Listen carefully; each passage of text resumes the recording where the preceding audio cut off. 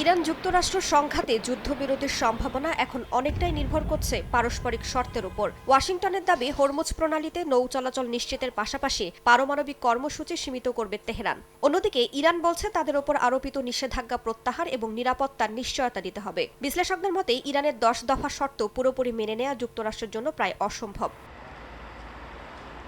বিশেষ করে মধ্যপ্রাচ্য থেকে মার্কিন সেনা সরিয়ে নেওয়ার প্রস্তাবকে অত্যন্ত অস্বস্তিকর হিসেবে দেখছে ওয়াশিংটন, কারণ এটি শুধু সামরিক উপস্থিতি কমানো নয়, বরং কয়েক দশকের ভূ রাজনৈতিক প্রভাব হারানোর ঝুঁকি তৈরি করবে।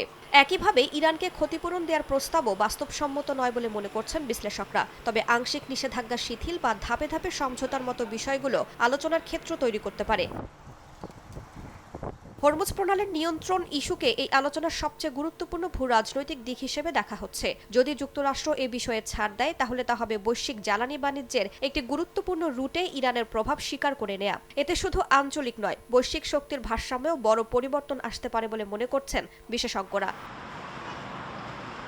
বিশ্লেষকরা বলছেন উভয় পক্ষই বর্তমানে কৌশলগত অবস্থান শক্ত করার চেষ্টা করছে। সাংবাদিক ও রাজনৈতিক বিশ্লেষক উইলিয়াম ইয়াং এর মতে, যুক্তরাষ্ট্র যদি একাধিক ফ্রন্টে ব্যস্ত থাকে, তাহলে ইরান আলোচনায় নিজেদের অবস্থান আরও শক্ত করতে চাইবে। অন্যদিকে ডেভিড বেকার সহ একাধিক বিশ্লেষক বলছেন উভয় পক্ষই বর্তমানে কঠোর অবস্থানে রয়েছে, যা আলোচনাকে জটিল করে তুলছে।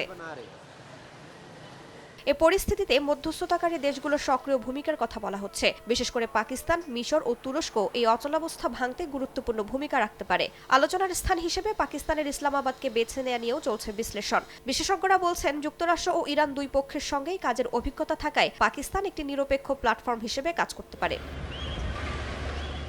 তবে যুদ্ধবিরতির বড় বাধা হিসেবে দেখা হচ্ছে পারস্পরিক অবিশ্বাসকে। অতীতের ভেঙে যাওয়া চুক্তি এবং সামরিক উত্তেজনা উভয় পক্ষকেই সতর্ক করে তুলছে। বিশেষজ্ঞরা বলছেন যুদ্ধবিরতি সম্ভব হলেও তা হবে সীমিত সময়ের এবং শর্ত সাপেক্ষ। স্থায়ী সমাধানের জন্য প্রয়োজন দীর্ঘমেয়াদী কূটনৈতিক প্রক্রিয়া ও পারস্পরিক আস্থার পুনর্গঠন।